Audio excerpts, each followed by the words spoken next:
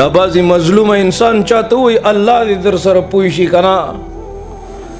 دا شوده خان ورته وخاندي وایي زه مړ هلته به ګورو. وایي یو بزرګ ولي نه چا تپوس وکړو الله به څنګه خوشحاله شي، کومه لار اختیار کم چې زه جنت له لاړ شم.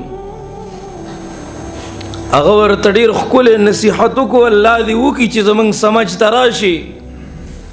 وایي کوشش کوه چې څوک الله ته ستا شکایت ونه کړي. کوشش کوه خیال کوه دلته دم او قدم دواړه په حساب دي، پل غلط په لاره مږده بې حسابه.